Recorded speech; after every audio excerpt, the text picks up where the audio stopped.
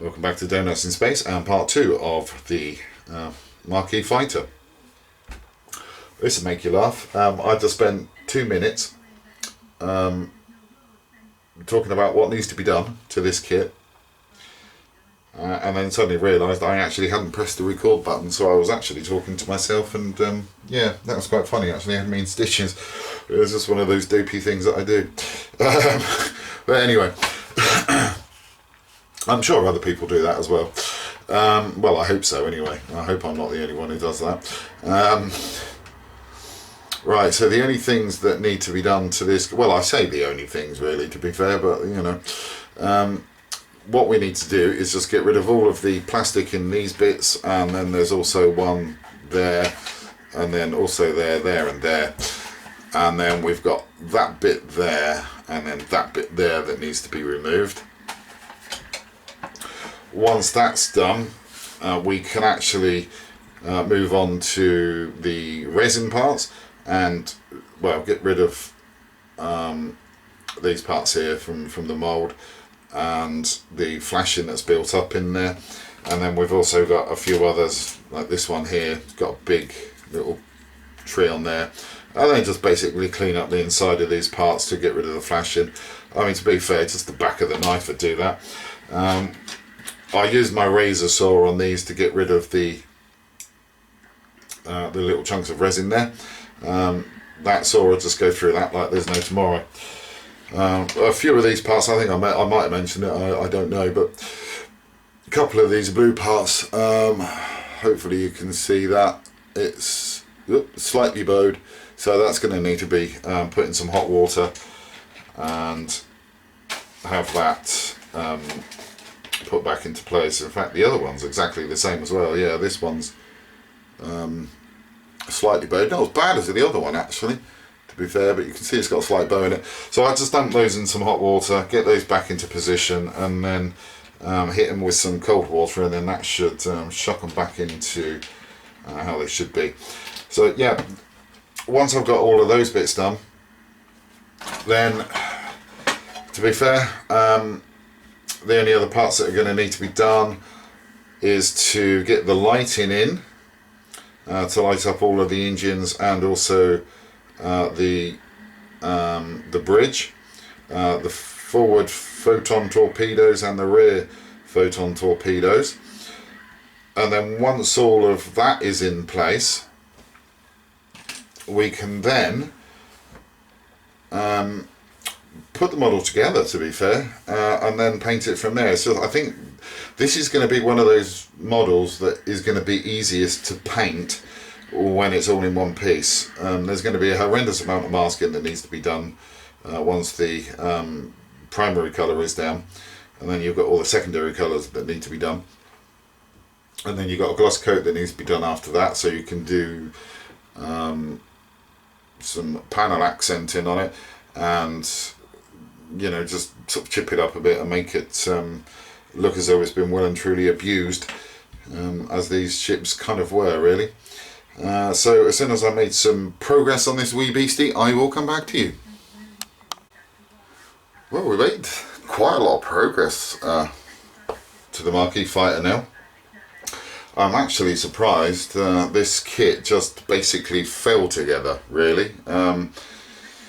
Didn't really take a great deal of time to put it together. I think the longest amount of time was basically spent on cutting out all of the sections for all of the bits.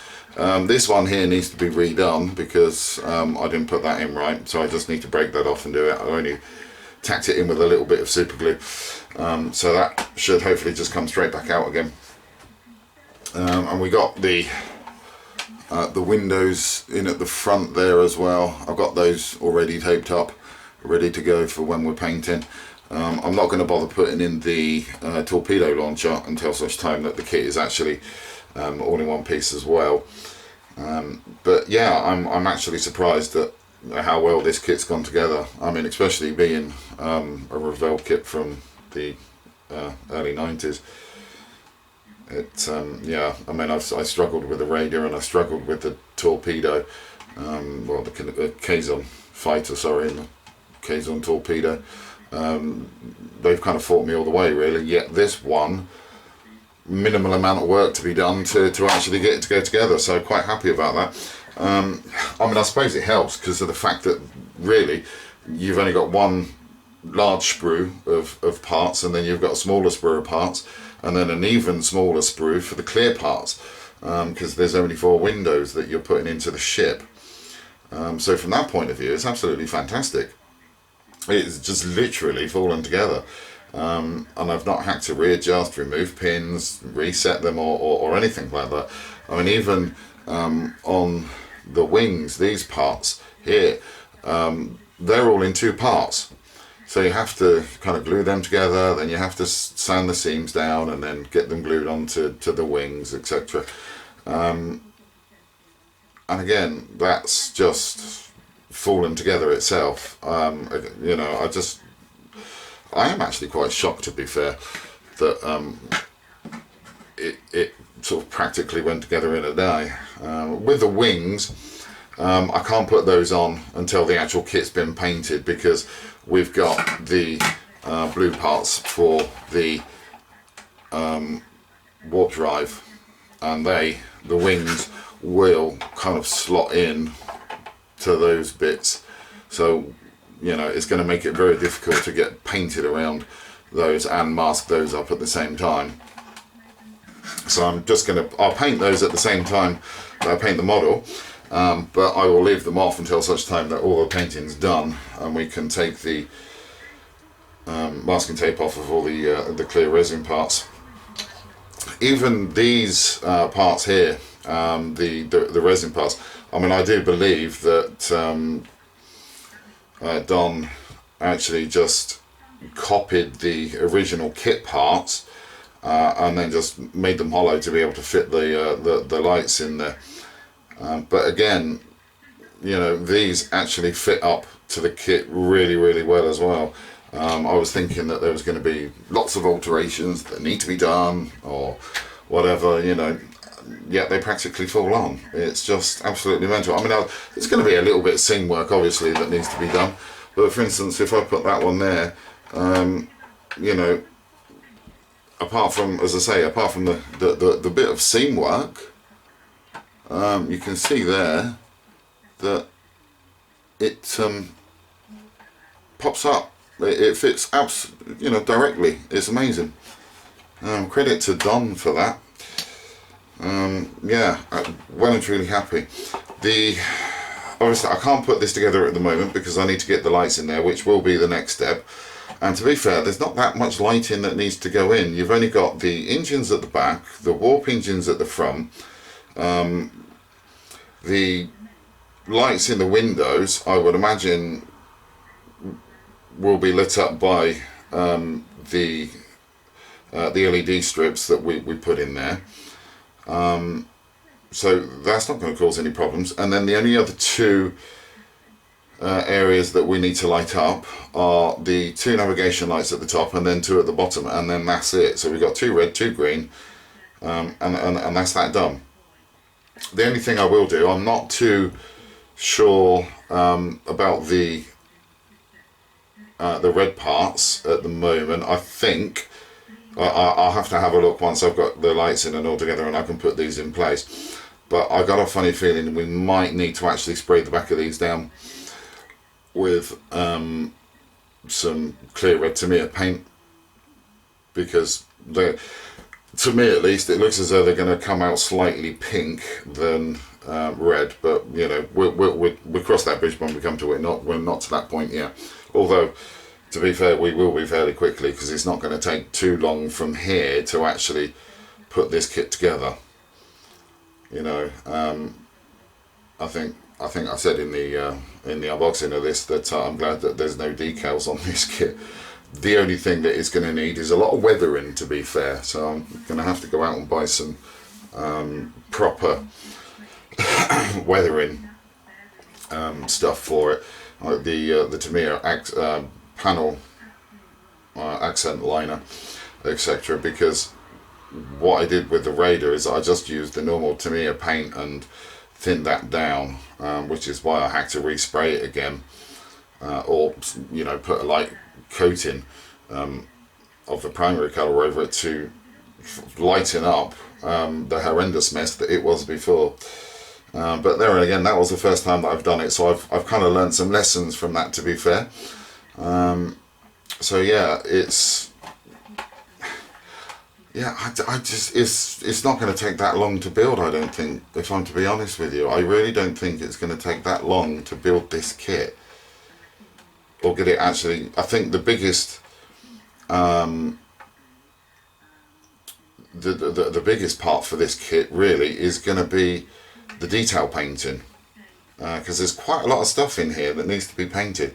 There's quite a lot of stuff that needs to be masked off individually.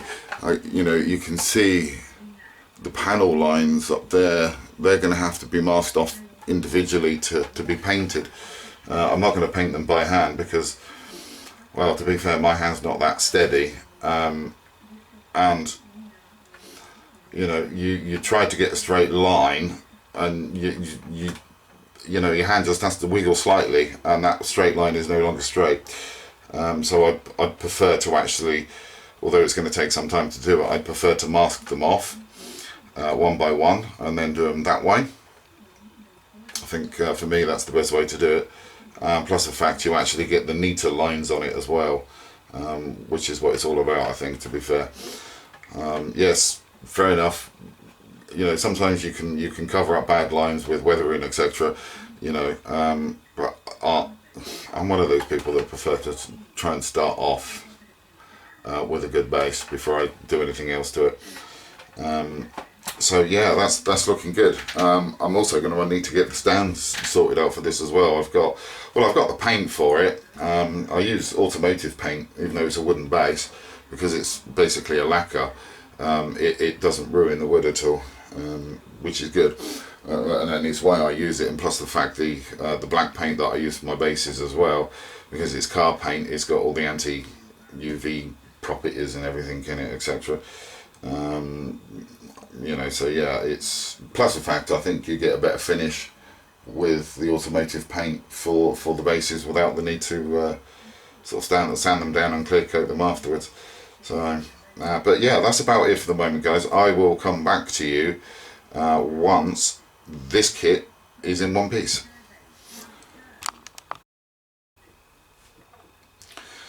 Well, we got the fighter in one piece now. We've still got a few clamps on there. Unfortunately, it looks as though I missed a couple of areas with the glue when I was going around and doing it. So I've had to go around and re-glue some seams and clamp them again. And hopefully they'll dry up pretty quickly. But it's not looking too bad at the moment, to be fair. It hasn't taken that long to put together. I would say maybe 5 hours, I think, in total. I mean, I didn't do it in one sitting because I can't these days. I mean, if before I have the health issues, I would have been able to have sat at the bench and got the whole thing put together in one foul swoop. Unfortunately, I can't do that now, so it's just sort of like, you know, doing bits and pieces here and there. But yeah, 5 hours in total. It's not bad, actually, to be fair. Seam work on this is going to be minimal, if I'm to be honest. It's gone together really, really well. You know, I mean, as with in any kit, really, you're going to need to do seam work anyway. And this kit, really, for the age of it, has actually gone together really, really well. I mean, after struggling with the Kazon Raider and also the Kazon Torpedo, they were really bad. But this is almost like doing a brand new kit. It's a shame that they still don't make these, to be fair. One of the only things that I've kind of omitted from this kit, I mean, we've got the nav lights at the front, at the back of the ship, because it's the only place that they put them. But they're also steady on white lights as well around the kit. Well, in some shots you'll see the white lights, or the steady on white lights, but then you look at another photo and there aren't any, and then you look at another photo and there are, and then you look at another one and there aren't. So I just thought to myself, well, what the hell, let's not do it. It's just, there's just no point. Just going to complicate matters even more. So I just thought, well, I'll just do the kind of main lighting effects that we need on this kit and then leave it at that, which is what I've done. But she's not looking too bad, to be fair. So we got this together, we got both of the wings together. Whilst this is gluing up, I'm just going to work on doing all of the seams on the wings, get them sorted out, and then once this glue's dried up properly, I can then come back and do the seams on this kit, on the main body, and get those sorted out. And the good thing is with this as well, there's going to be minimal seam work on it, so it's not going to warrant using the squadron putty. So I'm going to use the perfect plastic putty on this one. That's just going to be so much easier to clean up afterwards, to be fair. So I'm going to be using that, but it's not looking too bad actually. What we've had to do is on the blue bits on the inside, I've basically put some, I cut up some clear styrene and sanded that down on both sides until it was really frosted, and then went back over it again with a quick coat of the Tamiya blue as well to knock down the hot spots, because when I put it together, when I test fitted it together the first time with all the lights working, you could actually still see the hot spots coming through the blue, even though they've had what I think about 9 really thin coats of the Tamiya blue, and then on the back parts I only put a couple of coats on there really, because it didn't need any more than that. But with the blue, I was still getting a lot of hot spots coming through from the light, so I just decided to put that plastic in, paint it blue, and then it gives it the kind of glow that I've got on the Voyager as well, so that makes it look 100% better, to be fair. I'm going to have to see if I can find any pictures online to see if all of the ribs within these blue bits are actually painted, or whether they're left as they are. It's a bit tricky looking at one when the lights are on, or when you see the on-screen version.